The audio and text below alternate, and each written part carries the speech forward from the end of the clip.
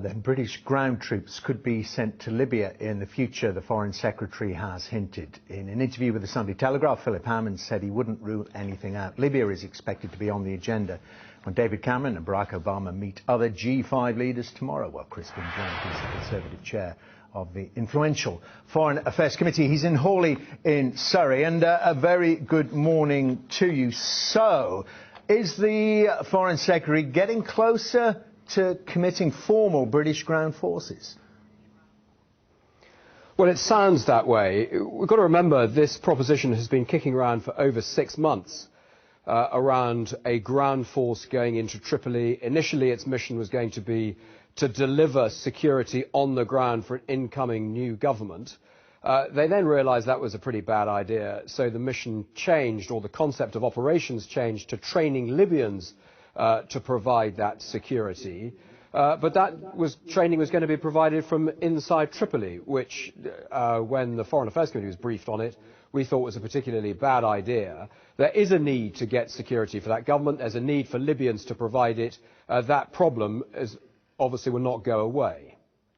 And there's a need to deal with the growing threats and hold of IS, and indeed then the refugee dimension as well. Would ground forces help there, or wouldn't they just get sucked in, be potential targets, potential hostages and things like that?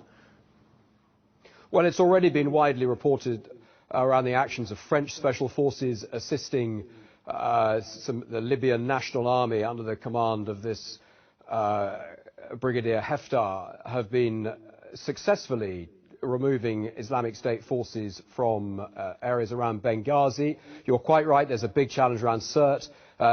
So-called Islamic State is an enemy of all of us, and it's absolutely in our interest that they should be removed. There's pretty strong speculation that British special forces are involved here as well.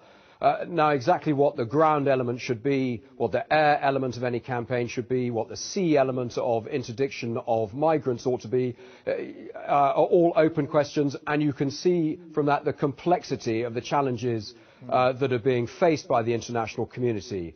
But the international community needs to act together.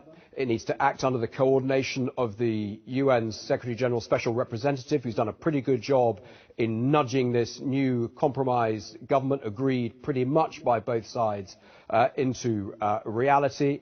And the British government needs to take Parliament with it. I think Parliament will be quite sympathetic to the challenges the government faces, but if we're not told anything and we're given a concept of operations that looks pretty dangerous, and just around the ground element, then I think the government could find itself getting into unnecessary trouble. OK. I'm not sure if we lost contact there, Mr. Blunt. Let me try another question. Then are you saying then, because this was being perhaps suggested by the Defence Secretary, that the House of Commons must have a vote if there's to be any sizable deployment? Well, you then get this rather peculiar situation where both the Defence Secretary and the Foreign Secretary, so far as I could tell last week, were saying that a training deployment into a combat zone didn't require a parliamentary vote, but you would require a parliamentary vote to do something eminently sensible like providing air power in support of Libyan forces attacking our common enemy on Islamic State.